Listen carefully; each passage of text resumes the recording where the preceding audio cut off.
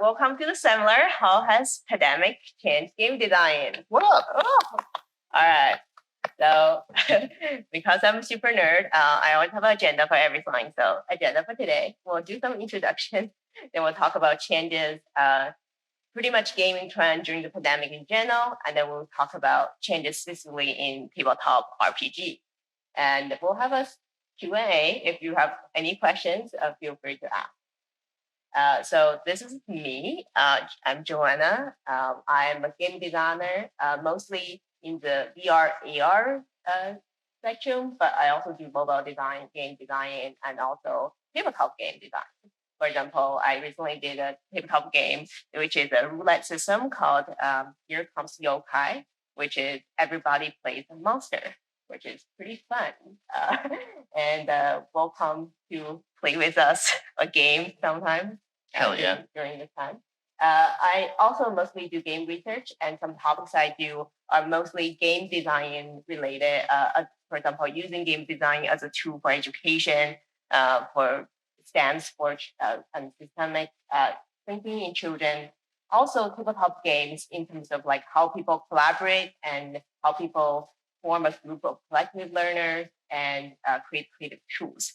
And lastly, I also do VR and AR in public spaces usage research. For example, how AR and VR high-techs are used in museum and public gardens and sculptures. And so I started my research in 2019, which is kind of right before this happened, this mess of all this happened. So dealing with pandemic, it's kind of what shifted my research a little bit. So I kind of like had, in 2019, I had my paper half written. I talked to about 200 people, not talked to, but did a survey of 200 people about D&D and how they play using online systems. And pandemic happens, I feel there's huge change in the game. So I felt like my original research is no longer sufficient. So I decided to scrap all that and then redo the research. So dealing with the research, I shifted my focus a little bit, tracking how has COVID-19 really changed players' gameplay attitudes toward technology and just in general the D&D community as a whole. From March to June 2020, I interviewed 100 game masters via video conference. And in October, I also surveyed 1,000 people about their in-depth, like these are like really long questions about like how they see their behavior had changed and how that affected them and how they see role play, how they see everything. So it's a very long survey, and Mac is one of the, I guess you can see him right there. Hey, look, that's me. One of the original 100 game masters we interviewed. We kind of originally set up this interview to be 15 minutes. And I was very naive. I'm like, let's just have 15 minutes, 30 minutes of your time talk. And everyone kept talking. One time I asked, please introduce yourself to us. And then the person said, I was born in 1972, and this is my entire journey through D&D. So wow. It basically lasted 45 minutes, just him talking about his entire life story and encounter with D&D. So after that question, I was like, I have more questions to ask. So yeah. I didn't know that people delivered their autobiographies to you. That's impressive. Yeah, one hour, and it was like, okay, we're getting somewhere. So yeah, so that's kind of each of these interview basically ended to like 30 minutes to an hour, some more than an hour. So I had the recordings of this, all this data. So trying to make sense of it. And talk about Max. Maybe you want to introduce yourself a little bit. We have a video of you, but look, it's me. That's like pre-recorded, which is going up. Oh, no, it's just playing now. Okay, good. The internet is not great here, so this is fantastic. So we don't have to play. Hi, there's a loading video of me. My name is Max Hobbs. I've been a professional dungeon master in Portland, Oregon for about 10 years now. Actually, officially over 10 years now, because it's October. I have been playing Dungeons & Dragons since I have been a small child. I am clearly an extra from The Exorcist up there. I am a co-host of the Help Action podcast, which is like a dungeon master advice podcast. answering the D&D questions that other DMs are not brave enough to answer. We really plumb the bottom of the internet for good ones. Yeah, it's the most fun podcast I've ever been on. Oh, thank you. That's true. Yeah, we had Joanna on an episode, and you were great. What else? I work for Orcs, which is the horrible baby of Dungeons and Dragons and dinner theater, which is a lot of fun. I work for Level Eater, which is a big charity organization out of Chicago that does things in Chicago and Portland. I love role-playing games in general, and I'm here to lend whatever my expertise looks like. Yeah. Tell us, how many games do you DM a week? Man. 12 right now is my current running counter of active games that I have each week. I love it. It's exhausting, but I love it. Yeah, so we have Max here in person, so I don't have to play this blurry video of Max on the screen. So gaming trends during COVID-19. For everyone, it is pretty boring. People complain about having nothing to do. I like this meme, gamers is like, I was made for that. That's literally what I was thinking at the start of the pandemic. I was like, I can do this. I'm jealous as somebody who is like deeply social and reliant on seeing other human beings. It was my own personal hell. Yeah, I guess it really depended on your personality and how you like survived the pandemic. Everyone has a very different journey, and I just thought it was very interesting to document everyone's journeys through the like pandemic, how they played. So through kind of changes in gaming, just very quickly, we see an increasing kind of like in gaming society that has an increasing of solutions in health solutions. For example, there are games that do medical puzzles, there are games that do mental health. This is just gaming in general, not just TTRPG. And especially sustainability is another kind of hot topic that in the recent past 2 years, like those games just shoot up to the roof. Everyone was developing one of this medical related games. And like we see games really for like the kind of intergenerational tool and also social connectedness, where people really shift to games during pandemic. Even people who haven't been playing for a very long time, you suddenly see this kind of reinforcing of the family bond of people, family playing D&D together, and then you see enhancing this kind of like reciprocal learning, and then you see a really increasing understanding of like other generation, and reducing social anxiety is another thing. A lot of people turn to gaming online. That's another huge topic. For games that develop really for the frontline healthcare workers, really like like they're doing a great job. They're trying to reduce the trauma.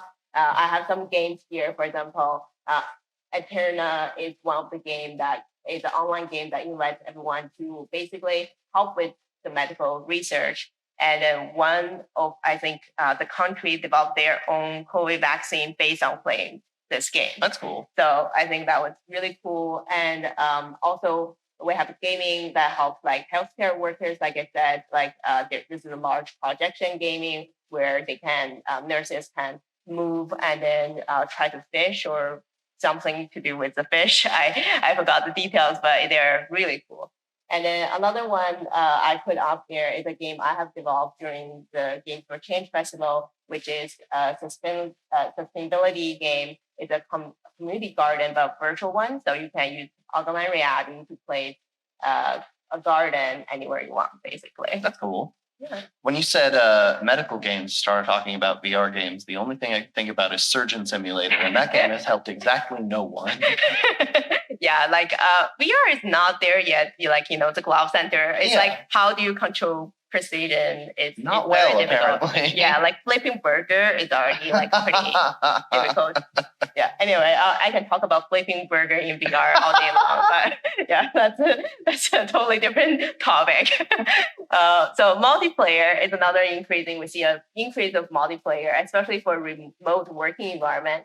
For example, if anyone have played Garden Phone, if you have a pretty fun, you kind of like everyone receive a prompt of write a sentence into a computer, nobody sees it, nobody knows who wrote it, and then you switch up and start drawing each other's sentences, and another person will, based on the drawing, write out the sentences and keep drawing, kind of like. So it could be really weird. I remember once like someone draw some like stars in the sky, and I was like, what is this? And then another person draw a star, has a line connected. I saw there was a telephone line, and then I wrote stars calling each other.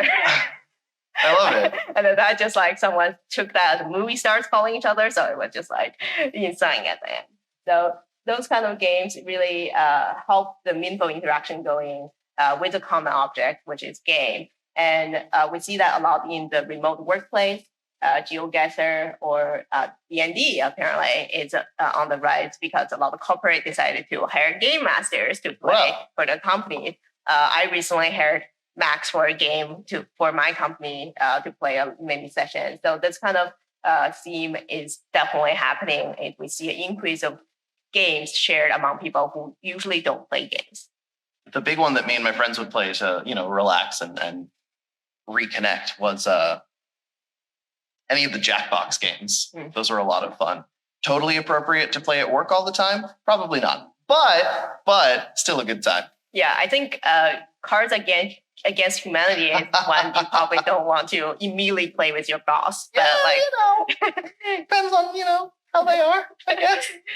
Yeah, we also see games for like co-design with education, which means researchers, designers, and educators are collaborating together to create new games to enhance education purposes. We do have another seminar for that tonight at 5 p.m. It's another a little bit unfortunate time for dinner time. But if you are interested, come to our other seminar as well. So I want to talk a little bit about an organization that's doing great work. It's called Games for Change. They are doing a lot of research work in this area. So basically, they connect academic researchers with game designers, and then they do this hackathons together. So you would create interesting solutions to this like academic researchers that are doing research on. So it's really, really interesting. So let's talk about tabletop gaming research.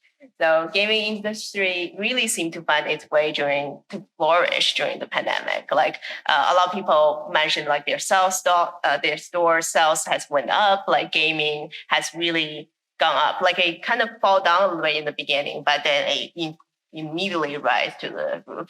We're figuring out how to, work from home and trust people to be, I can't believe I'm saying this, trust people to be productive on their own time. Things really seem to snap into place, which is pretty cool. I definitely know that I was working with a lot of people who were doing the best they could to make something engaging and entertaining while everybody was stuck being deeply not engaged and deeply not entertained. And it worked out the best. Yeah. So the big question is, are we really COVID proof or are we like pandemic proof? So one thing I noticed in the data is that we definitely had a lot of more game masters during the entire time of gameplay. A lot of people are starting to learn the rules. So D&D, like beginner sets, so went off like crazy, like during pandemic. Kickstarter game session went off during like pandemic, like crazy. So we definitely see a lot of people moving from just playing game, a player, to someone who I want to guide the game. I want to create games. I want to do more. So let's talk a little bit about our survey data. Who are our players? We see this kind of trend of most our current D&D players or TTRPG players are mostly in the 20s to 40-year-old range. Are we in this range in this room? Yeah. 100%. So we see like that's kind of the trend. It's not just for it's kind of crazy that it is a wide range as well. It's not just for, if you look at some of the mobile games, they are really only targeting teenagers or only targeting a certain like specific type of people. But we are really, anyone can play this, and you can see that people with a lot of kind of like influential power are playing the game as well. That's why the game has spread, because a lot of people who are like basically adults are playing the game, and they know how to spread the game. And then we have an increase in female players this year. You're not seeing the last year's data from this, but last year female was about 28%. This year increased to 38%. And next one you see that I'll come back to this is that that among female and male distribution, you can see that a lot more players are new to the D&D world, that more distributed, more even among female and male. And back here, I think it's important to show some racial data as well in like D&D gameplay, so we know like what's the makeup of our community. So we're continue doing more research in this area. Especially, I want to compare this year research result to last year's to see if we have any changes in this area. But I think pandemic really introduced D&D and TTRPG to a lot more people in different areas. In my experience, it seems like with a deep need for something to do, people who I know personally that I did not expect to be interested in any sort of gaming experience, be it video games or Dungeons and Dragons or anything like that, came to me and were like, let's go. It's time to try. It's time to learn. You've been saying it's not so hard the whole time you've known me, and prove it. And by God, did I prove it. Yeah, I think it's also crucial to compare data relatively, because sometimes when you look at data, you're like, oh, that's a lot of white people play D&D. But if you look at compare with the population of America, you see it is like about the right amount of people who are playing. So I do think it is important to compare with the right relative data as well. And did COVID-19 impact your game? This question in last year's survey, 87.5% people said yes. So you can see most people felt the impact of COVID-19. So how has COVID-19 really impacted their game? It really depends. There's very mixed review. I can't really say it's positive, it's negative, or otherwise, because there's a lot of mixed results. And the reason why is that if you look at this on the positive side, some people mentioned that they have picked up the game again after years of not playing. And some people played way more games, like Max. And some people played way less. It just depends on what industry you're in and what your job requires. What I did realize, I dig into the data and ask some of the people additional questions like, oh, you said you stopped playing, why? And they would say, oh, my friend in one of those groups, a few of my friends are all healthcare workers, so they don't have time anymore to play. So it really depends on which your play group is. And it's easier to show maps. Some people felt like it was easier now. I can just purchase someone's map and then show it on Roll20. So it became much easier to show maps. Some people said it's so much harder to draw maps now online. I used to just have a paper and draw it with a table. So it all depends on, again, your play style and what you feel. And easier to role play. Some people mentioned how they like the mute button option so much. It's like you can, if someone gets too annoying, you can just mute them. I was so scared to give my players that sort of power because I knew at any point in time I would be saying something important. And one of those fine individuals would just hit the button and shut me up. And I wouldn't know it. Yeah, so muting, some people found it very, very good for role play. Now, and also saying before people used to shout over each other at the table. Now you have to say, you go, you say something, next person say something. So that's the reason why someone say it's easier to role play. And then there's people saying it's way harder to role play. That's my camp right there. Technical difficulties, obviously, that's another important factor in why it's so hard to role play. It's hard to get a natural feeling conversation going on when you have to worry about mic priority over Discord, who can and can't be heard. Yeah, and so many times we keep hearing you're muted. unmute yourself. Yeah. So it just keeps happening, and it like really disrupts the flow of the immersion. So that's kind of another thing that can come up a lot is really immersion and flow is a lot of time people feel that's being disrupted because of tech challenges.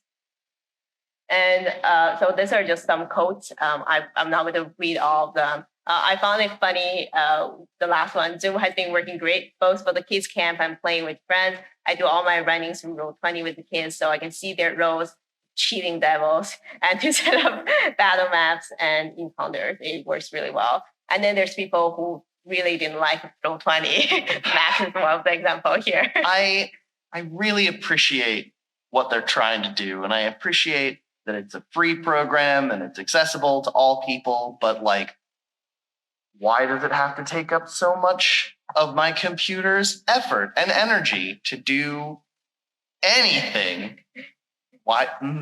Yeah, there's so much debate on this. I do think we in 2020 we did a survey and had the list of everyone listing their favorite tool to use and the least favorite and their satisfaction rate.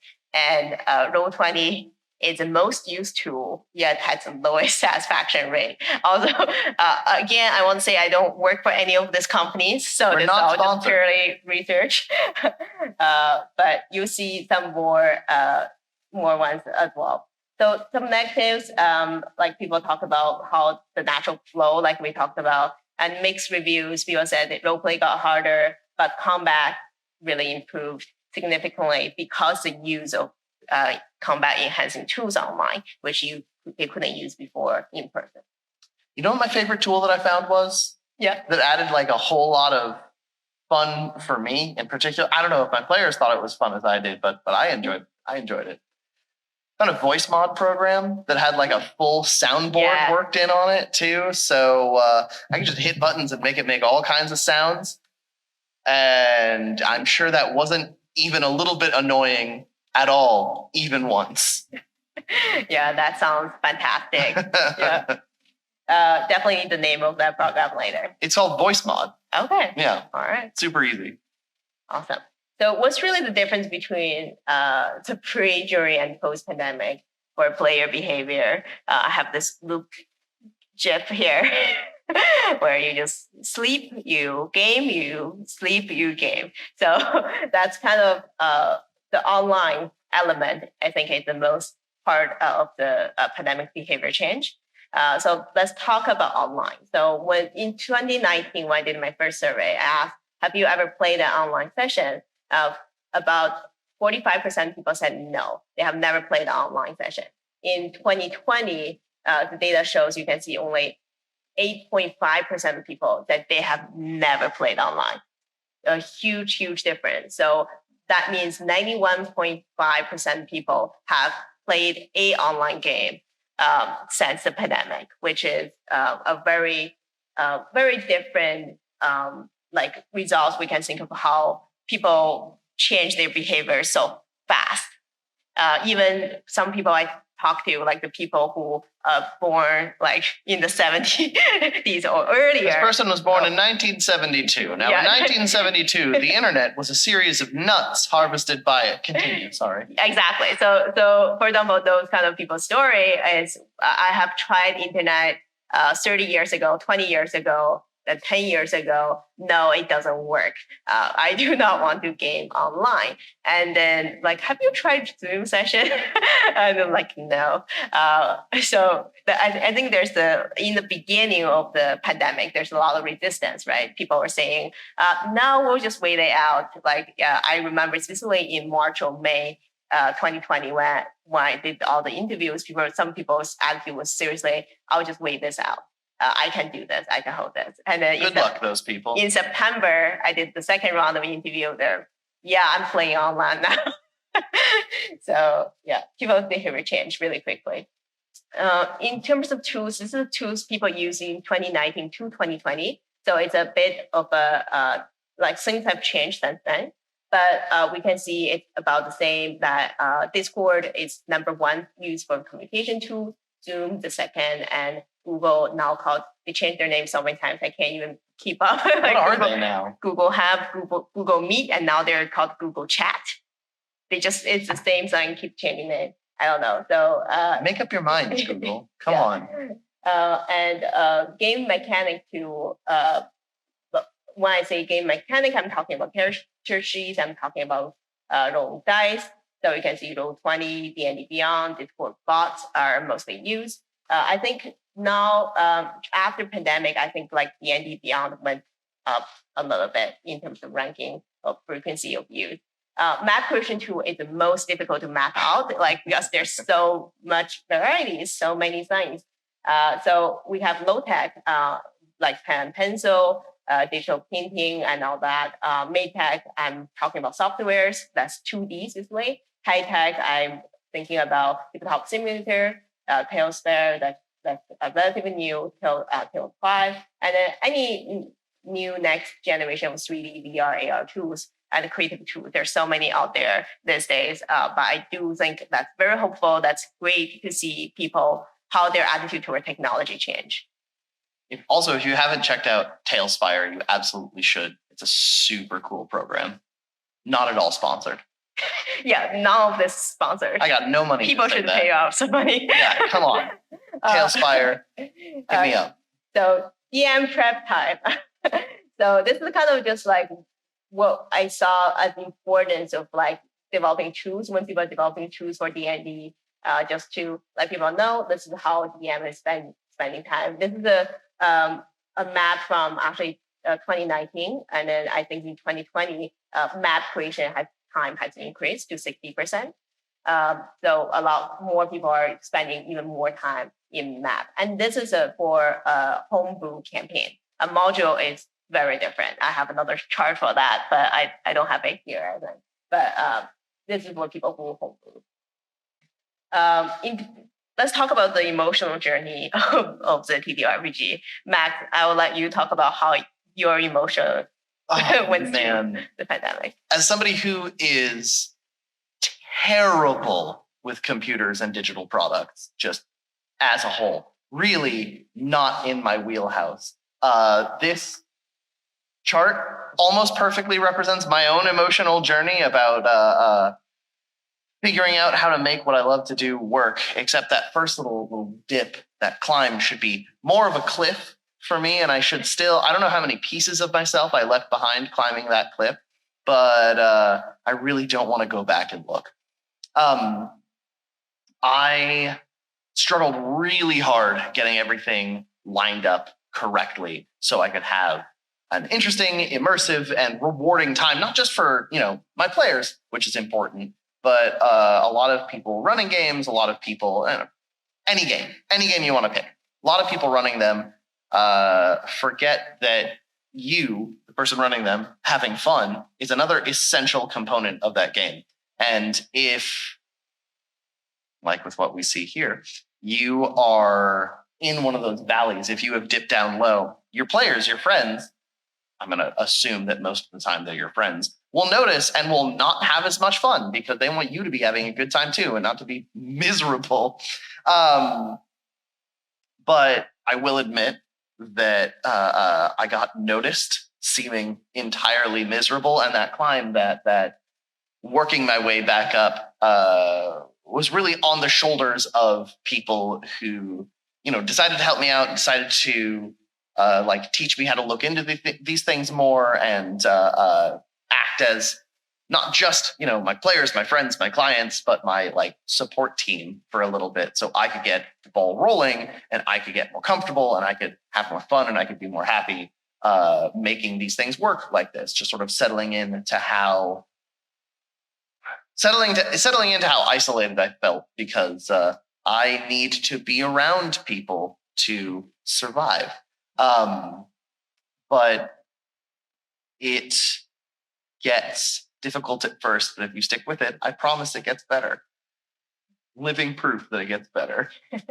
Yeah, and I think it's interesting now that a lot of people feel like it's half normal, in the summer, especially in the summertime, you kind of have this surge of feeling like, okay, I can go back to in-person play now. And everyone started to go back and abandon their computers, but at the same time, those skills you kind of know like you're gonna need them again. Yeah. And so we don't know when this is exactly the end of the pandemic, but we hope at least like people's willingness to try new technology has changed in this entire experience. This graph is ongoing, and that little worm is only going to get more wiggly with time. Yeah. All right. So just a conclusion, future for game design, we're looking at something being much more inclusive, much more culturally diverse, and more multiplayer, more solution-driven, and more collaboration. Really, that's, I think, the kind of changes of game design the pandemic has had, the effect that the pandemic has had. And because I'm a huge nerd, these are references. If you want to check out any of the academic article that's contributed to that, go ahead. Ask me about that later as well. And so we're going to do our Q&A. Yeah. Anyone has any questions? Hey, there's a mic over there. So if you want to speak to the mic. Step on up. I know it's a long journey. So you mentioned Jackbox. Got a wide range of a little bit more than my wife. Awesome. Kind of a nice range. Other board gaming friends. Also a little bit just the ease of access of the game. Watch. With that push.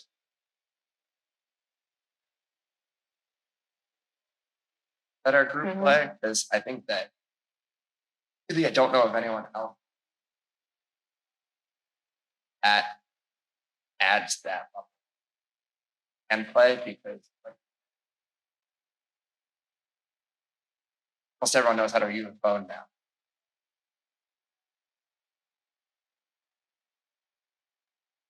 Add it there. Yeah. Go ahead. I think that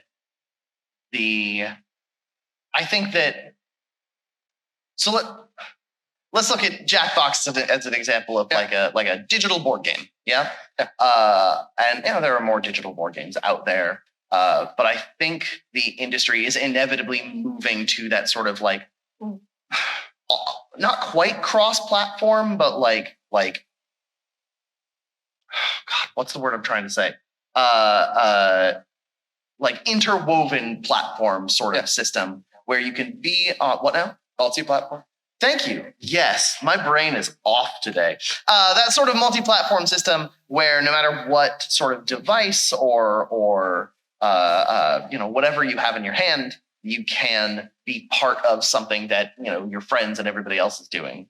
I think from what I've seen, from what I've experienced, PC is doing a really good job at that. And Switch is Nintendo was really sort of spearheading that move, which is a smart call for them.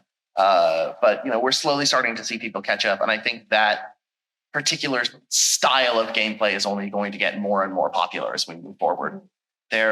What's it called? It's a really fun game that's like that with your phone.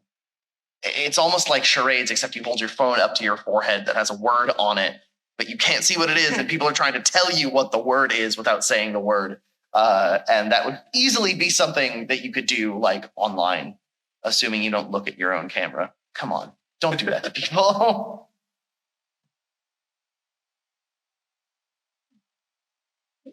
Hello. Yeah. So my gaming group has been playing on Zoom regularly throughout the pandemic, and what we've been running into is this problem of that separation of players, being able to go off and do that side conversation, because none of those systems breakout rooms exist in Zoom and that kind of thing. But that process becomes so challenging. It's just that extra layer of effort. And do you think there's a direction that new programs or new designs could go to sort of help facilitate that sort of process of separating people as they're trying to quick asides in that digital space? Because that seems to be one of our hangouts, at least. that's definitely a huge problem that I have run into in my games with my friends, because they want to have, in-game, out-of-game, whatever, all kinds of little side conversations, because on top of being agreed upon thing that you're there for, on top of playing your board game or your role-playing game or whatever, it's really time to be social with people that you like. So you're going to want to catch up. You're going to want to talk about things. Oh man, you might have to talk about the actual how to handle the program side of it a little more than me. Yeah. But I know that something I have done that worked really well on Discord. I prefer Discord over Zoom. The connection isn't as good on Discord, but Discord has more functionalities than Zoom has. And one thing I did was set up separate voice chat rooms. So if people wanted to go talk somewhere privately, they could just click over to that one. They could have their in or out of character conversation, and then they could just click back into the group that had everybody at once. And that worked pretty well. It wasn't the smoothest solution, but it was definitely a solution to that problem. It's definitely easier to switch off to different channels and talk about, get those emotions out and come back and rejoin the game. It's much easier than Zoom for sure. So I definitely think Discord has done that part right, is separating those. And in terms of I think the next thing, one thing is voice channel, right? And then next is the visuals is the next problem to solve. And that's kind of a solution I've been working on mostly is through augmented reality. How can I make that more even when we're virtual, we're still feeling we're in the same room. So I can definitely show a couple of slides. I don't know where is it, but I'm going to go really fast. So there it is. So this is kind of the initial idea we had in very, very long time ago. It's kind of this AR. When I first started the research, I realized there's a gap in that kind of market is showing something really fast, and then make it look like a physical sign, but also digital at the same time. So that's kind of where the direction I went, is thinking of, can we just drag and drop any element onto the table and everyone can see it, either they're together in person or remote. So it should be everyone has a device, they can see it at the same time, or when they're remote, they can all see it in their own living room. So that's kind of the scenario we're developing. We'll be developing this software for a little bit over a year. And is it over a year? I can't do time. It's almost 2 years. Because it is, a year and a half, because time is weird during pandemic. But so a little bit, over a year is kind of what we've been working on this. And then we are making a much better version right now with the marketplace, with everything, so people can create their own map and share with others as well. So that's kind of the idea we have to solve the visual aspect. And then eventually also we want to do surround sound system, so that when you're walking, it can be life size as well, right? So you go walking towards the forest and then you hear sounds coming from different, that's more like the LARPing experience and all that. So there's a lot to this. We really want to create the shared experience in terms of visual, where there are different locations, they can see the same thing at the same time.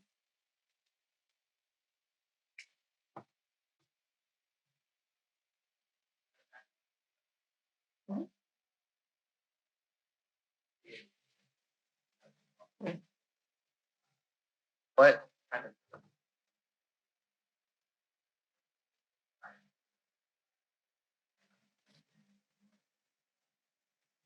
of first steps to take? Kind of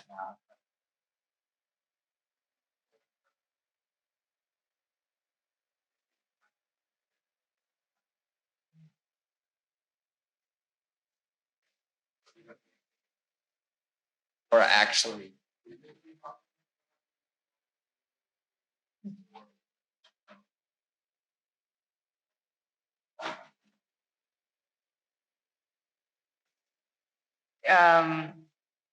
So rephrase your question one more time, because it was very long. I lost track halfway. So you were kind of talking about how finding games. Yeah, medical. Mm-hmm. So what kind of have thus far? How are they? Yeah. So I worked with a company that did multiple different virtual reality medical kind of science. One of the things they did was to train doctors kind of bedside manner.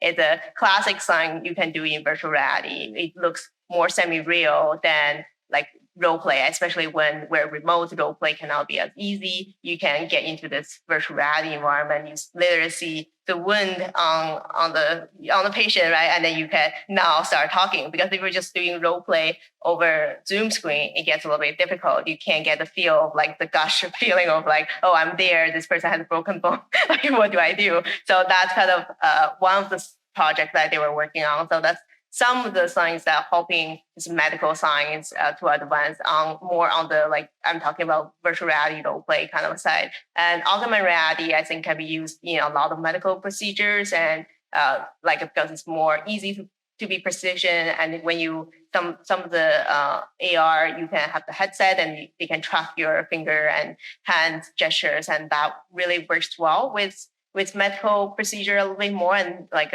this systematic training kind of a little bit more.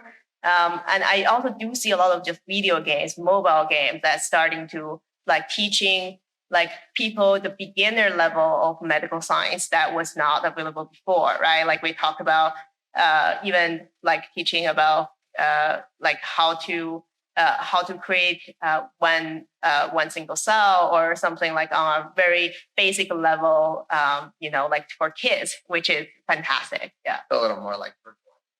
Yeah, I think virtual education is definitely where we're going with kind of medical science right now. That's where at least I think the most funding is. Also because you need to think about medical research. There's like funding involved, and then there's like educators, there's researchers, there's all those different sectors you have to go through. So yeah. Definitely like increase access to. Mm-hmm. Increase access to that. For example, one of the things I also see is it comes from the Game for Change hackathon, is that a power poser called power poser. So basically you pose and it helps your structure and confidence. And then like in VR, and then you see yourself and mimic yourself. Like in some of the video games, you can look at the mirror, and like in Last of Us, you can do different faces and stuff. So this is kind of like a more expensive version of that. So That actually sounds like a lot of fun. yeah, so it's a lot of fun. Yeah. Sounds like fun, and it sounds like I'd destroy my living room. Yeah, how do we make like medical science more fun is obviously always a question. Yeah, a game like one of those matching tile puzzle games, but with different kinds of medication. And at the bottom, it's like, congratulations, you didn't kill your patient. That's another thing. Yeah, chemical reactions like cars, and then if they put two cars that get close together, then explosion come off like on your like headset or phone. I don't know. Like there's a lot of fun ways to explore it. Which is way more fun to do virtually than it is to do physically. Yeah, you don't want to blow up your lab the first day.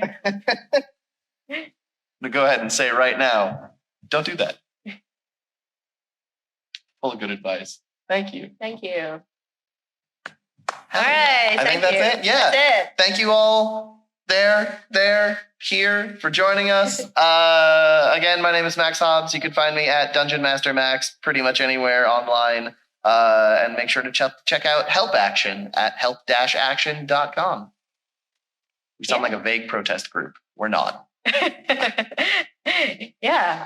Also, you can find me anywhere at Joanna Liu or Raven and Not. And also, I have so many cartographer. That's another so many D&D research. Yeah, so you can find me any of those titles, because I do a lot of things like a crazy person. Yeah.